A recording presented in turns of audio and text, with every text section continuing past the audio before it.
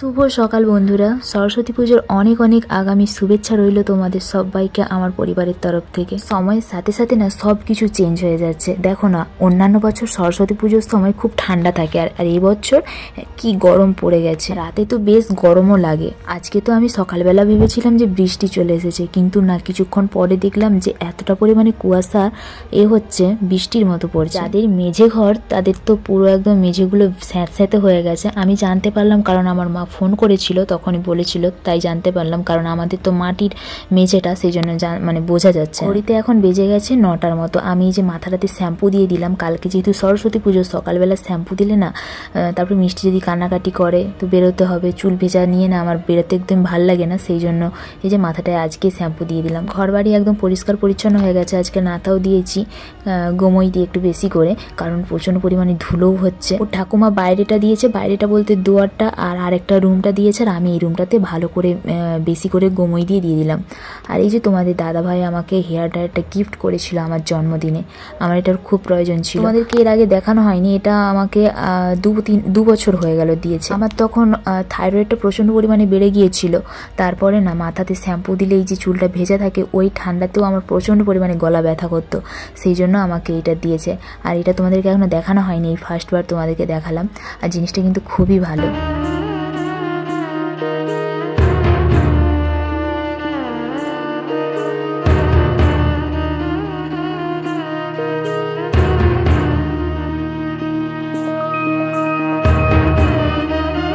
আমার মিষ্টিও চুল শুকনো করবে, ওই যে হেয়ার ড্রায়ারটা নেবে, তো আমি একটু শুকনো করার পরে বন্ধ করে দিয়েছিলাম। তারপরে এই যে ওর নখটাকে কেটে নিই, নখগুলো কাটবো করছিলাম, তো নখ কাটার খুঁজেই পাইনি আমি, সেই জন্য এই যে পাশের মানে আমাদের ভাইয়ের কাছে, দেওয়ারের কাছ থেকে নিলাম। ও বাড়ি এসেছে, তো ওরই নখ কাটার দিয়ে, আমি নখ কাটার ছাড়া নখ কাটতে পারি না, তো সেই জন্য মিষ্টির যে নখটা কেটে দিলাম। আর আমি এখন সাইজটা করে নেব। তো চলো, আর এত সকাল থেকে মাইক বাজছে, আমি ভিডিও স্টার্টই করতে পারিনি কারণ কপিরাইট চলে আসবে, সেই জন্য। চলো পুরো ভিডিওটা দেখতে থাকো, আশা করছি ব্লগ ভিডিওটা দেখতে তোমাদের অনেক ভালো লাগবে। আর আজকে পুরো নিরামিষ রান্না বান্না হবে, চলো কতটা কি শেয়ার করতে পারি দেখতে থাকো। ভাতটা এদিকে বসিয়ে দিয়েছি, আর এদিকে যে ডালটাও সেদ্ধ করতে বসিয়ে দিয়েছি। আর এদিকে যে মাশরুম নিয়েছিল আমাদের মা, তো সেটা আজকে ভাজা করবো, পালং শাকের চচ্চড়ি মানে ঘ্যাঁটের মতো করব। আর ওই যে চিকনি শাক দেখতে পেলে, ওই চিকনি শাকের ডাল করব। আর দেখো না, মিষ্টির কত আদর আমাকে আমি যদি ওকে বলি যে আমাকে জড়িয়ে ধরো, তো মিষ্টি জড়িয়ে ধরবে, হাম্পু খাবে, তারপর টাটা করবে, ফ্লাইং কিস, অনেকটাই বুঝতে শিখে গেছে। আর দেখো ওয়েদারটা দেখো, একদম কুয়াশা, এখন বাজে 11:30 মতো হবে, তো এখনো পর্যন্ত কুয়াশা।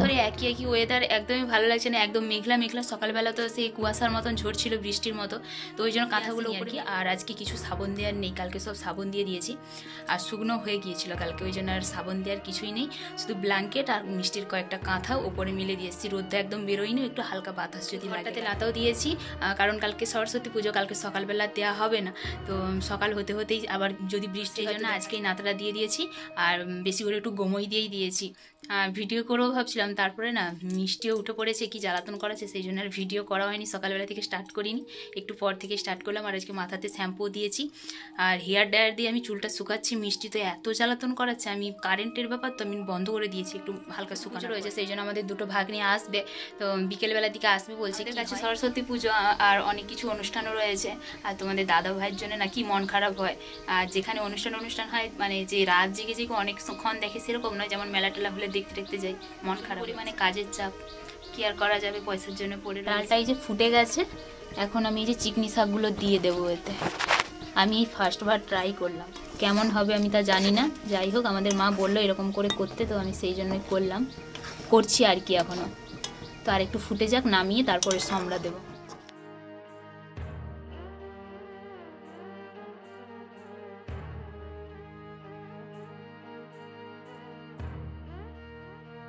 সারাদিন ধরে ঘরবাড়ি পরিষ্কার করতে থাকে, আর মিষ্টি দেখো না সব কলা টোলাকে কেমন করে রেখে দিয়েছে।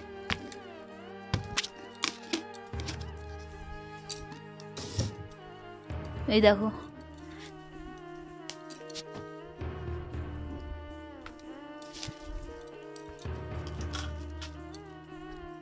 আমাকে না এই শাকের ডাল খেতে কিন্তু বেশ ভালোই লাগে। তারপরে আমার ঘরের যে দিদা ঠাকুমা বলি যে সে হচ্ছে একটা ঘন্টর মতো করে, সেটাও বেশ খুব সুন্দর লাগে। তো এখন আমি এই যে মাশরুমটাকেও ভেজে নিয়েছি, লাস্টে রয়েছে এই যে পালং শাকের ঘ্যাট করব। তো তার জন্য এই যে সাদা সর্ষে বেটে নিচ্ছি শিলনোড়াতে। সর্ষে দিয়ে করলে না বেশ ভালো লাগে। জানো তো বন্ধুরা, আমাদের বাড়ির পাশেই হলো খিরাই, আর আমাদের পাশেই হচ্ছে সব বড় বড় ইউটিউবার্সরা ঘুরে চলে যাচ্ছে, কিন্তু আমার আর যাওয়ার ভাগ্যই হয়নি। মিষ্টির বাবা যদি বাড়িতে থাকতো আমার কোনো চিন্তাই থাকতো না, যেখানে নিয়ে যেতে বলি না কেন সব জায়গাতেই নিয়ে যাওয়ার চেষ্টা করে। সরস্বতী পুজোর দিনে না যাওয়ার খুব ইচ্ছে আছে, দেখা যাক কি হয়, স্বপ্নটা পূরণ হয় না। ছোটবেলা থেকে না শুধু খিরাই খিরাই নাম শুনেই আসছি, কিন্তু আর যাওয়ার আর সুযোগ হয়ে ওঠেনি। তো দেখা যাক কি হয়। আমাদের মাকেও বলেছি, আর আমাদের দুটো ভাগ্নি আসার আজকে ইচ্ছা আছে।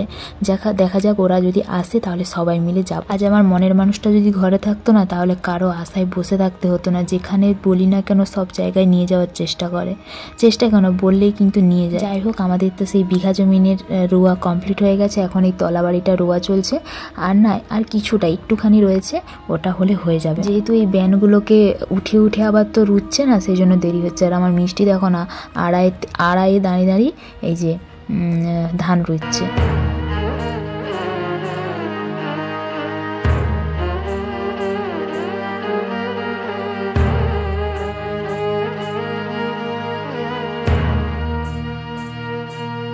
ওকে নিয়ে একটু ঘুমিয়েছিলাম দুপুরবেলা, কিন্তু না ও ঘুমিয়েছে, কিন্তু আমার না এই কদিন মায়েদের বাড়ি থেকে আসার পর থেকে না দুপুরবেলা এতটুকু আমি ঘুম ধরে না, কেন কি জানি।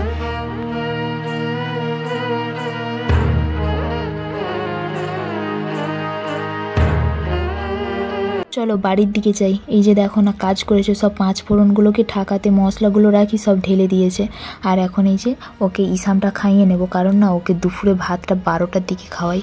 তো দেরি করে খাওয়ালে দেরি করে খিদেটা পাই, কিন্তু এই যে একটা টাইম টেবিলটা খুব ভালোই রয়েছে। আবার রাতে যখন খাওয়াই একটু ভালোভাবে খায়, নইলে খাওয়ার চাহিদা থাকে না। সব বাচ্চাদের যদি ঘন ঘন খাওয়াই কি তার চাহিদা থাকবে? তো বেরিয়ে পড়েছি এখন। ওই যে আমাদের দুটো ভাগ্নি আসবে, স্টেশনকে আনতে যাব।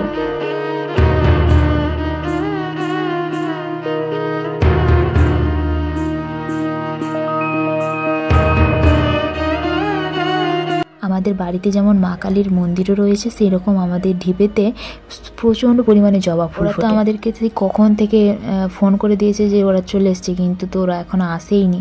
তো এই যে আমরা এখন চলে এসেছি আমাদের নারায়ণপাকুড়ে মুরাইল স্টেশনে, যেটা হলো সব স্টেশনের থেকে নাম বড় সড়ো। শাশুড়ি, নাতনি, বৌমা এই যে বসে রয়েছি ওদের আশায়। ট্রেন দেখে মিষ্টি যা ভয় পায় তোমরা দেখতে পাচ্ছ তো, চুপ করে দেখো না আমার কোলের ভিতরে বসে রয়েছে। এই যা কাণ্ড ঘটেছে তোমরা শুনলে অবাক হয়ে যাবে। এই যে দেখো না, এই যে ট্রেনটা আসছে, এটা হলো গ্যালোপিন লোকাল। বড় বড় স্টেশন ছাড়া দাঁড়াবে না, একদম গিয়ে দাঁড়াবে পাঁশকুড়াতে। ওরা কি করেছে, ওটাতেই উঠে পড়েছে। আমরা আবার এই যে ওভারব্রিজ পেরিয়ে সেদিকে গিয়েছে, আবার ওরা পাঁশকুড়া থেকে আবার এই এসেছে নারায়ণপাকুড়িয়ার দিকে। আজকে আবার রবিবার তো ট্রেনের যা প্রবলেম হয়, তোমরা যারা তো যাতায়াত করো তো জানো। আমরা তো ওরকম জানতাম না। আমি আর তোমাদের দাদাভাই যখন ব্যাঙ্গালোরের থেকে বাড়ি আসতাম, তখন না আমরা সন্ধে হলেই ওই ভোগপুর নইলে পাঁশকুড়া এরকম একটু খেতে যেতাম ফুচকা টুচকা। তো এরকম রবিবার দেখে চলে গিয়েছিলাম, বাড়ি ফিরেছি একদম 11টার লোকালে। তারপর থেকে আমরা রবিবার আর যাইনি। তো চলো সবাই ভালো থেকো, সুস্থ থেকো। আমাদের বাড়ি ভর্তি কুটুমজন চলে